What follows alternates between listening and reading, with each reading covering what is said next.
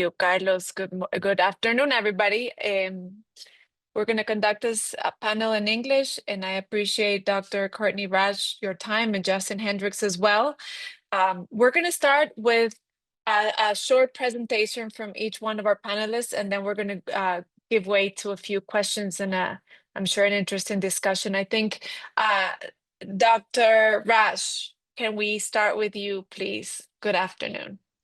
Good afternoon, buenas tardes. Lo siento, yo voy a hablar en inglés porque no conozco las palabras por la inteligencia artificial en español. So thank you so much for the invitation to address this important meeting. I just wanted to start by level setting a little bit on AI in journalism. We keep hearing about how this is inevitable and we must move quickly, we must integrate, we must keep up. And yet we never really stop to consider, what do we need to innovate towards? What is our goal? What is our objective? Why are we being compelled and encouraged to integrate AI into journalism, into the newsroom, into our operations, to, try these new tools that are still dominated and being pushed on us by many of the same platforms that we know from the platform era have undermined the financial and economic sustainability of the media. And so I think it is incumbent upon us in the journalism sector to think about not only how we are integrating AI into our newsrooms transparently and ethically, but why, and how we are covering the transition to artificial intelligence. I think we are all aware that the really challenging economic conditions for sustainable journalism are due in large part because of the intermediation of a handful of tech platforms that have taken the lion's share of digital advertising, and they have recently been declared monopolies for doing so. Google has been found to be an illegal monopoly in the United States in both search, which is how we find information, gain access to journalism, in digital and search advertising, and in digital advertising with respect to the ad tech infrastructure and what publishers use to create that relationship with advertisers. They are getting 20 cents on each dollar in monopoly rents. So when we talk about the challenges of economic sustainability, we must not think that this is something about how we need to innovate, we need to find new business models. We need the support of policymakers to do so. And in the AI era, one of those most important policies is enforcing copyright. I have not found myself to be a copyright advocate over many years. I come from the digital rights and journalism community. But it seems to me that right now we are literally allowing companies to steal our content without credit, compensation, or consent. And they are using that content not in a way that is fair use, which, by the way, is a US only law, but in a way that is creating market replacement products for journalism. Now, there should be a lot more lawsuits against this theft around the world. And I'm happy to talk about later in the discussion about how and what publishers should be doing to protect their rights while taking advantage of emerging opportunities in the AI content licensing marketplace, which presents opportunities to try out some of these new ways of connecting AI creators that want access to quality content with producers of quality content. It's important that we understand that we do have agency right now. I'd love to know by a show of hands, if you want to use your little raise hand, how many publishers on this call have looked at their terms of service on their website, as well as their robots.txt, which is essentially a translation of your terms of service into machine readable code. How many of you have addressed whether or not AI crawlers are allowed to take your content, use it, scrape it without credit or compensation? And how many have then signaled that within that machine readable code? I think especially for Spanish language translation, where many of your publications probably have English and Spanish, maybe you have Portuguese, etc., that is particularly valuable. So I think we really need to get our heads around the value of journalism and the fact that if these AI models do not have access to a continuous supply of human created, reliable, accurate, factual, temporal content, the models will degrade and collapse, and things like generative search and chatbots will be dangerous, if not useless. Let me leave it there. Thank you. Thank you so much. Courtney, we will get back to you. We're going to go now to listen to Justin Hendrix, and then we're going to go and have some questions. Go ahead. Good morning. Good afternoon. Good morning. Good afternoon. And thank you very much for having me. And very grateful to all of you for engaging on this topic, and very pleased to follow Courtney, who is a member of the board of Tech Policy Press. And so always pleased to learn from her in every context. I'll show just a couple of slides as well, just to frame up my very brief opening comments. I was asked to sort of talk a little more about how to think about covering AI as a journalist. And this is a huge topic, and I was sort of told to take about 5 minutes. So I'm not going to do it much justice. But just very quickly, I'll say that it's interesting to me that I feel like I have lately been engaging with the question about how to cover artificial intelligence across local, national, and sort of international dimensions. Recently, I was at home where I grew up in rural Virginia. And what's interesting to me is the picture I took there is that the fight over AI in many ways is happening in local communities. It's happening around the development of data centers. It's happening around the decisions that different communities are taking about whether to essentially host this infrastructure, often make trade-offs about water and electricity, in land use and various other implications for local communities. And I think sometimes we think of artificial intelligence as a story that's kind of happening in binary code and ones and zeros and, traveling across the internet. But in some ways, you can kind of see the AI infrastructure story from space. You can see this extraordinary, multi-trillion-dollar investment that's being made from space, and it's playing out community by community and place by place. And this is something that's happening all across the world, in Europe, in Latin America, in Africa, in Asia, and certainly all over North America as well. And then, of course, at the national level, there are AI this is another picture I took, but here where I live in New York City, there are AI undertones to a lot of the political discourse that we're having right now. Questions about DOGE and the way it's handling people's data, the kind of merger of state and corporate interests, particularly the large tech firms and the US government's interests at the moment. The role of people like Elon Musk, who are big pro-AI cheerleaders, and would like to apply AI in various ways. So there's a kind of undercurrent in many of the issues that we see today, both with regard to our politics, with regard to questions around labor and work, et cetera. And then at the international level, you see these big gatherings like the one that just happened in Paris just a couple of months ago, where world leaders all vie to be seen, to be doing the most to attract artificial intelligence investment, to prepare their society for the advent of artificial intelligence and all the implications that it will have for people's work and education and health. And so, really at every level that you can look at it, AI is the story.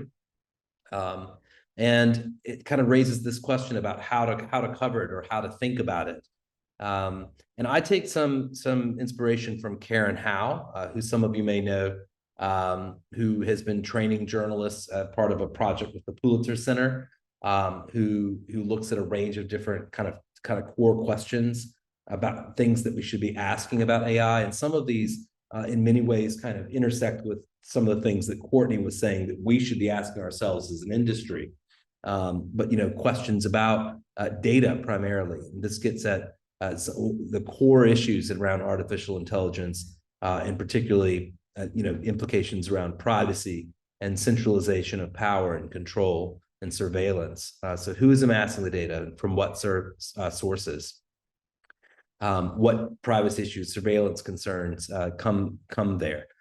Is consent a part of that? And Courtney's written very eloquently about this issue of consent and the need to make sure that is built into the way we think about the acquisition of data. Questions around compute, again, back to the choices we're making in terms of what infrastructure we're building. To Courtney's point about towards what end.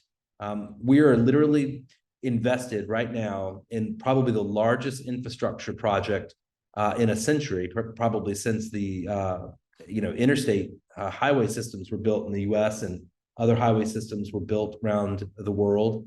Just huge infrastructure investment that's going on at the moment. And all of that has an environmental impact. So there are huge questions about that. Other questions that Karen raises that, again, I think kind of intersect with some of the things that Courtney was saying, are questions about model training, biases, transparency, explainability.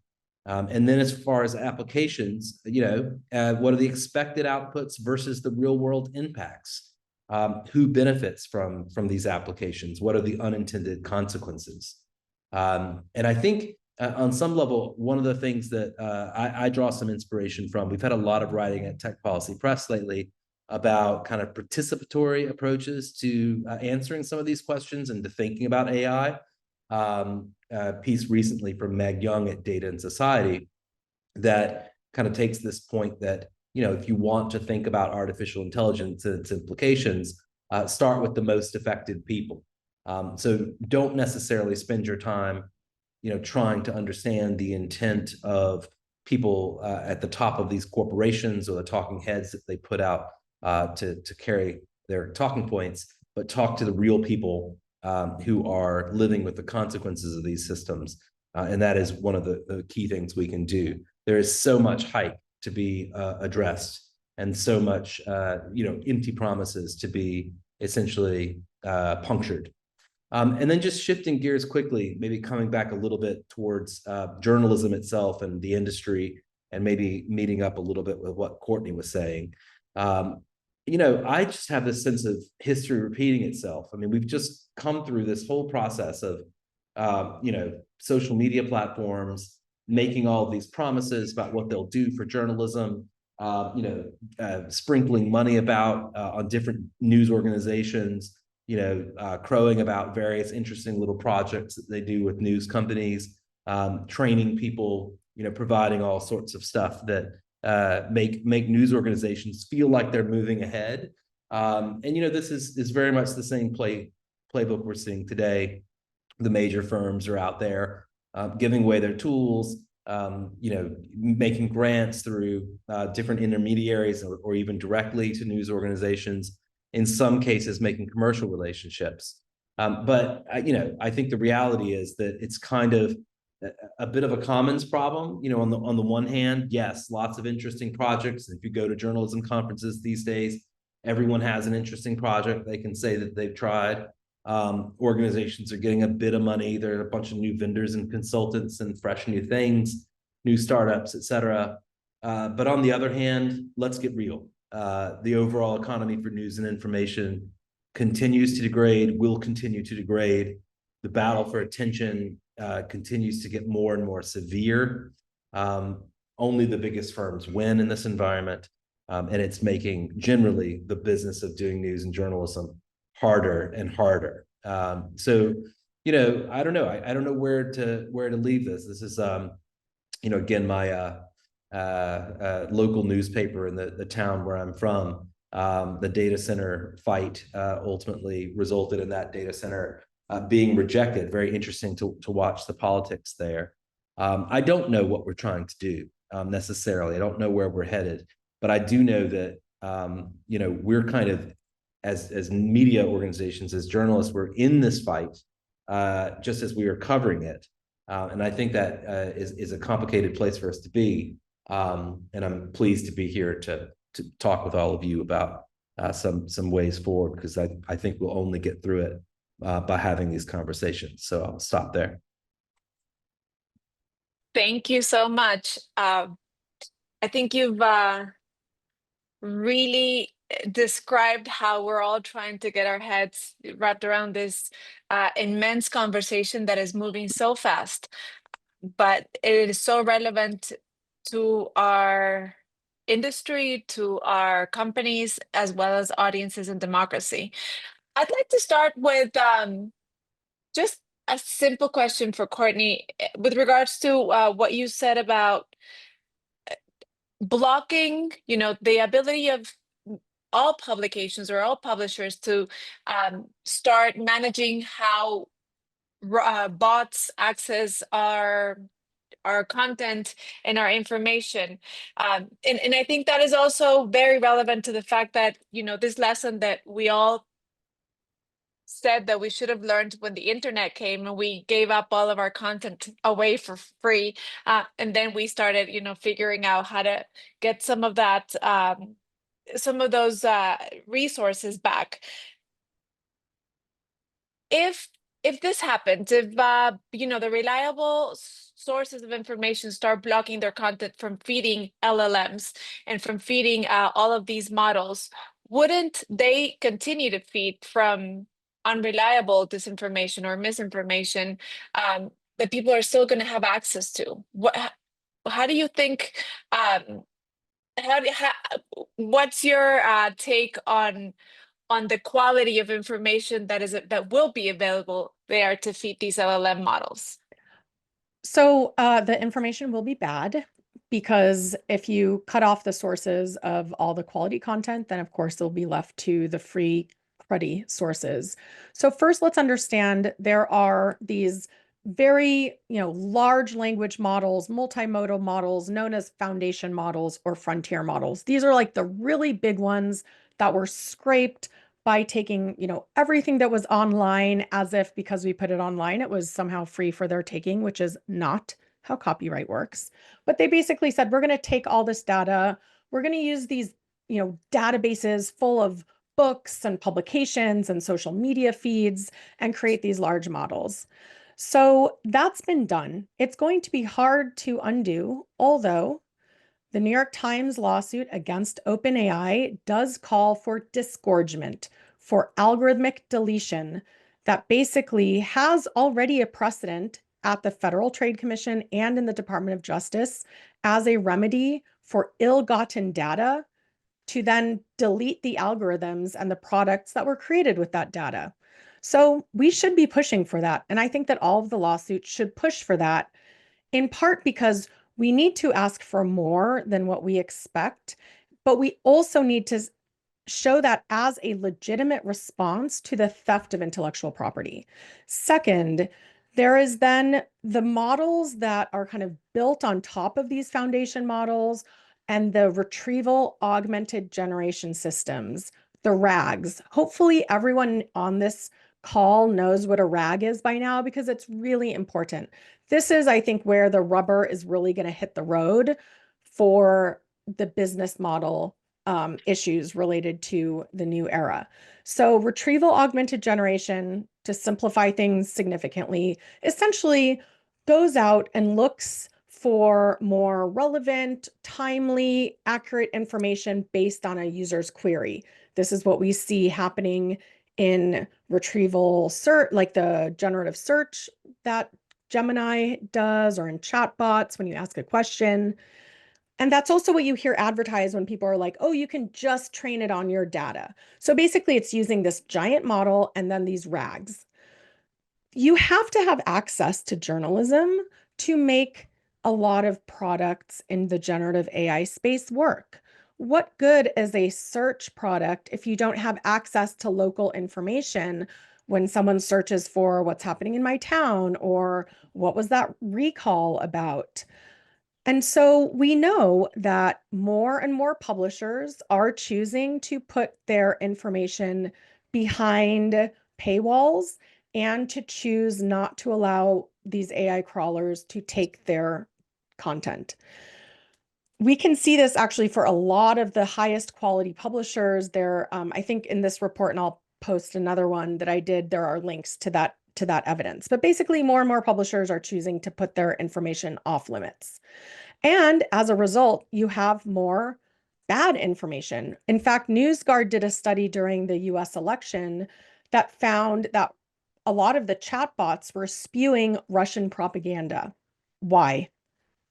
Russian propaganda, I mean, they have spent over $1 billion a year just through the Internet Research Agency and RT pushing out content for free into this ecosystem. So yes, you will definitely get worse results.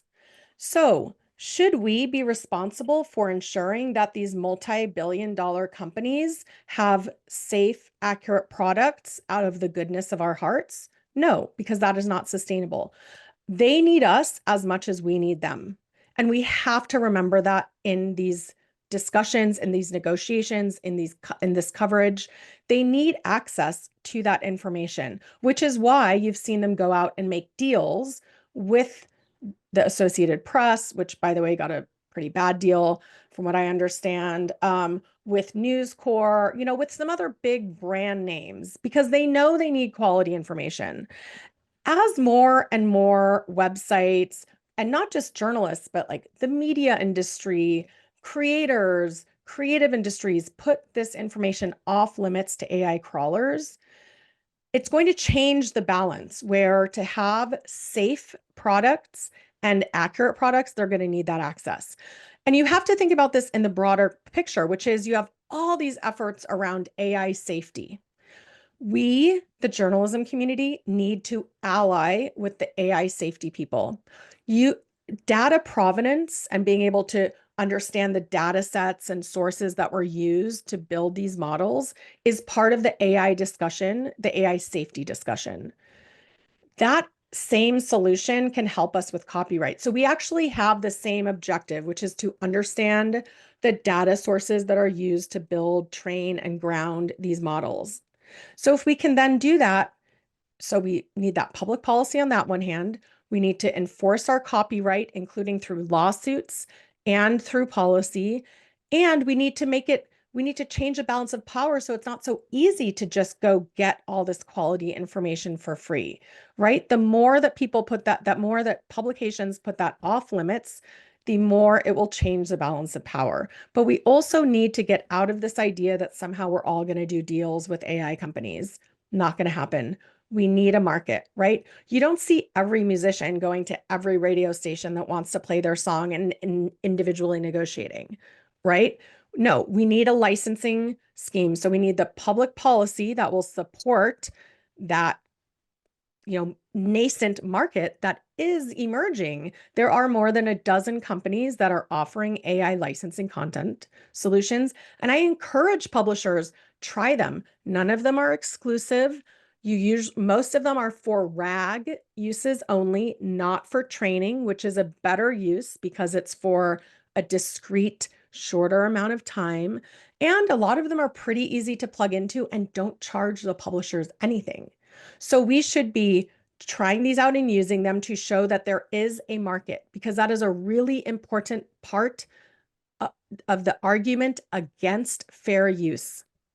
We should also be doing that to change the balance of power and make it harder for these companies for their products to work well without access to our content. Fabulous. Thank you, Courtney. I think the idea of how to develop a market is something that we are very interested in talking about. And you mentioned AI safety. And in that regard, Justin, the U.S.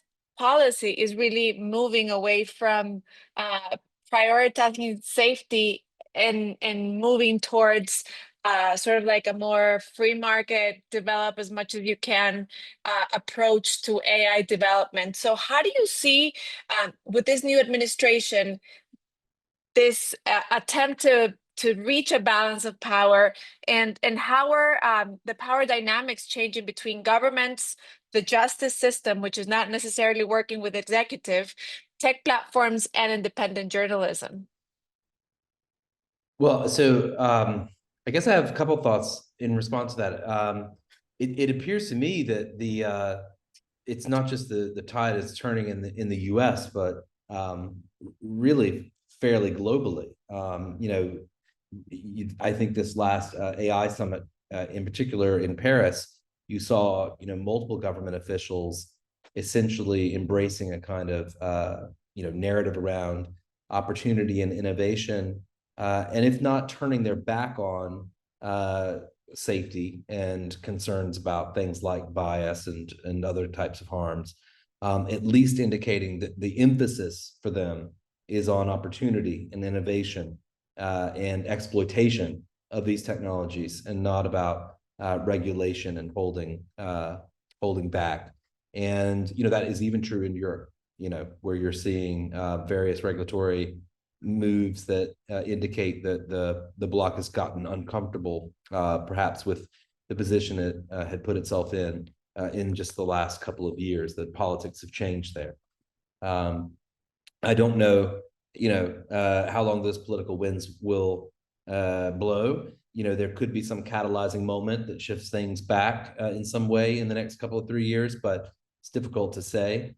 But certainly in the U.S., yeah, we're in a kind of different environment where the noises that come out of the Trump administration and the types of documents that and orders and memos and things like that are being issued essentially are about AI adoption across the federal government into sectors like health and education, and very much are about promotion of artificial intelligence and a promotion of the United States as a leader in artificial intelligence, and very little concern. And it's interesting to see what the companies are doing in response. I mean, many of them are quietly doing away with resources. I noticed Anthropic recently did that, where they quietly kind of did away with open commitments that they had made on their website about AI safety under the Biden administration. I think they feel that they don't have to worry about such things anymore. And I suspect that will have downstream implications for this industry as well. Whether regulatory agencies, that sort of thing, decide to go to bat, or the DOJ decides to go to bat when certain harms have become clear. We'll see. And in this country, a lot of things get solved through litigation. As Courtney's mentioned, there's a lot of litigation. And we'll see, whether those things kind of move forward and advance. I think that's an open question where we'll get to in the next couple of 3 years. I mean, I would just add to that, just more explicitly, that the Trump administration has explicitly threatened countries that want to regulate their digital markets or their information systems. They have equated regulation, particularly in Europe, related to privacy, digital markets, digital services, content moderation, with censorship, anti-Americanism, and a tax or tariff on American companies. This is not just inaccurate, but dangerous, because it undermines the ability of other countries to resist the rising techno-fascism that is taking over in the United States. And I think that everyone should be very concerned about the fusion of power between these unprecedented, enormously powerful and wealthy for-profit corporations that are usually run by a single billionaire with very protected status within that kind of corporate entity, many of whom have eugenist points of view who have literally said that they do not believe in the future of humanity. They are not aiming towards a future where there is a sustainable earth to live on and where humans are, seen as something that we want to kind of support the future of. So we need to be very clear and make sure you're reading and reporting on what these people are actually saying and what role they're playing now in the US government. One of the things that I think has been quite underreported internationally, because there's this over focus, I think, on, again, a handful of big tech platforms and a handful of big stories coming out of the US. Our democratic breakdown here in the US and the fusion of tech and state power have direct implications for every country around the world. Musk now has access to government databases that have information about media development projects, about proprietary information from businesses that do, that have done business or had contracts with America. So there are actually a ton of local stories in there. And I think we need a lot more reporting on those elements rather than reparroting the stuff that we see already here in the US or that our media are covering, to localize these issues, strengthen the capacity of people on the ground to understand how it affects them, and give your own policymakers kind of the strength and the information they need to maybe resist, resist more. Courtney, this is, I mean, it's a very interesting conversation.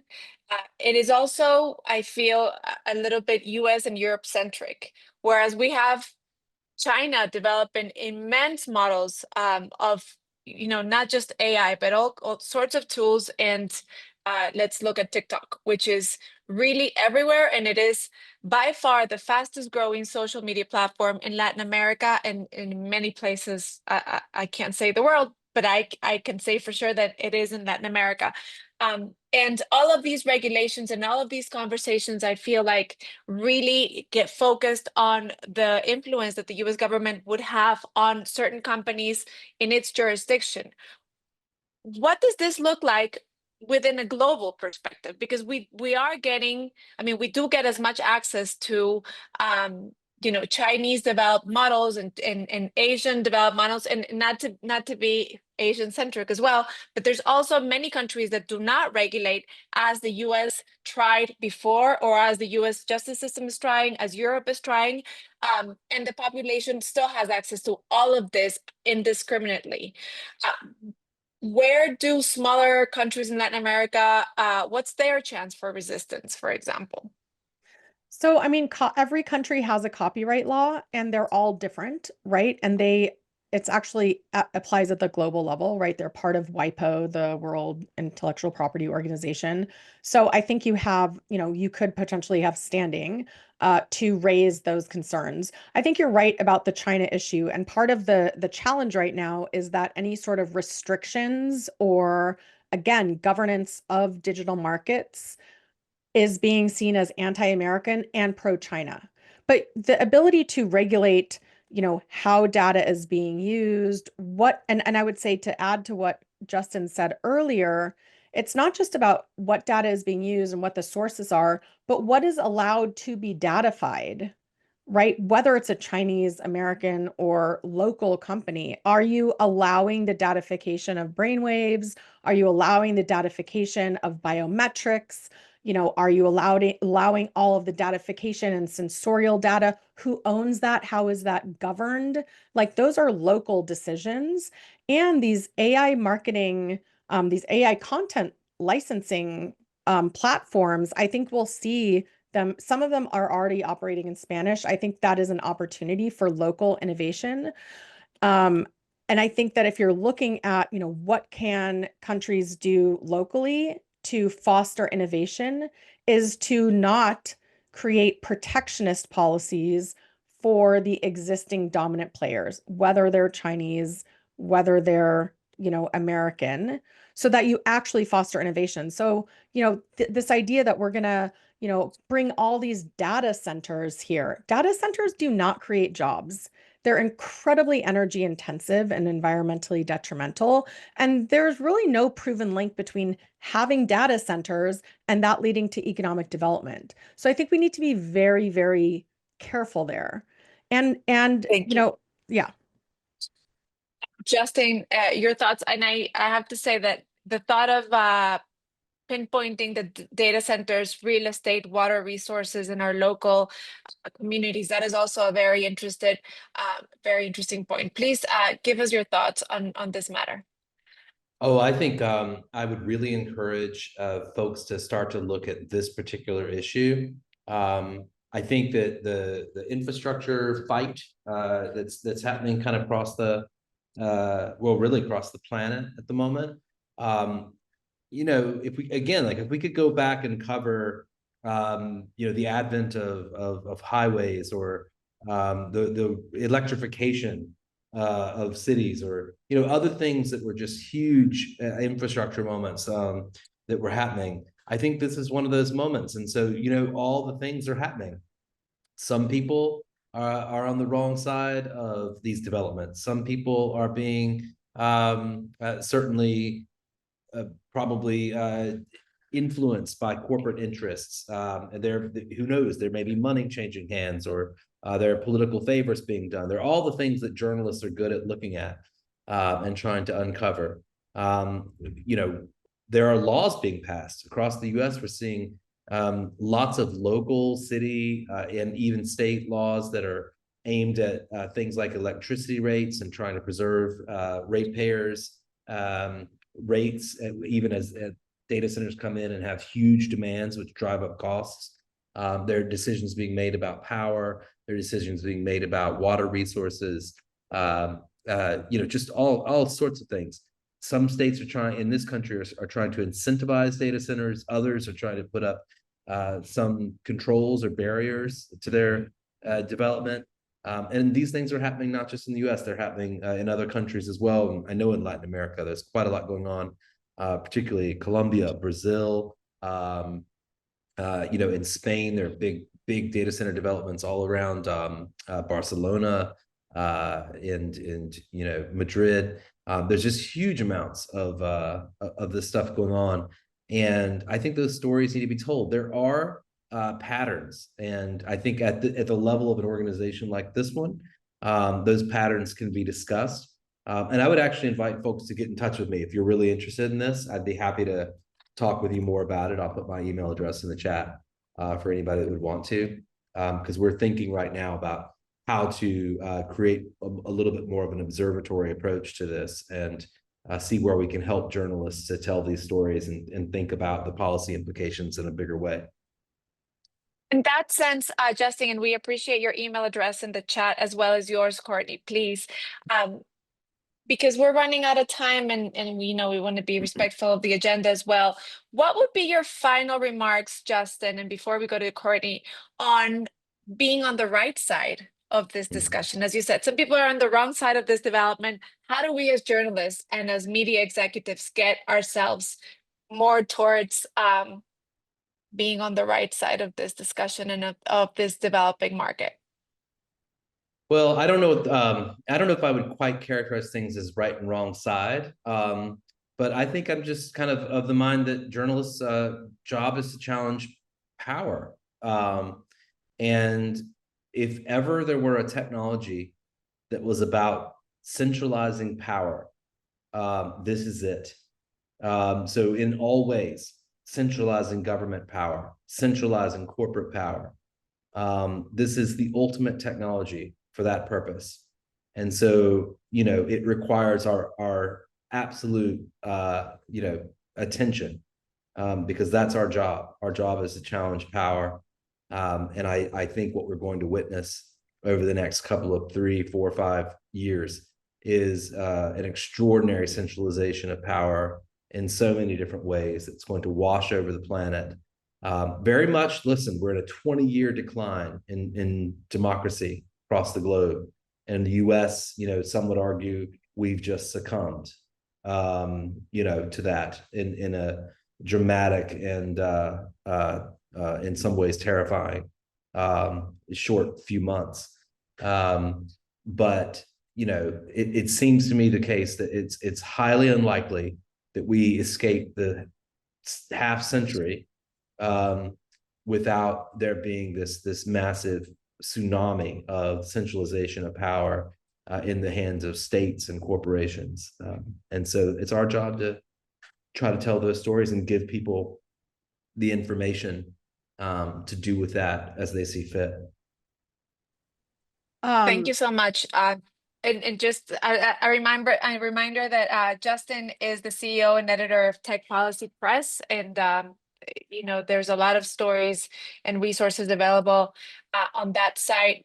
Courtney, your final thoughts. Thank you so much. Yes, Justin, I mean, such perfect point. So 3 things. One is when we talk about AI, get specific and remember that AI is everything and nothing.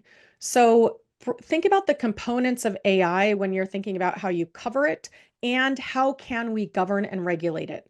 Cloud, data, chips, compute, mergers and acquisitions, talent. Think about it at that level, as well as kind of how AI tools are being integrated and used.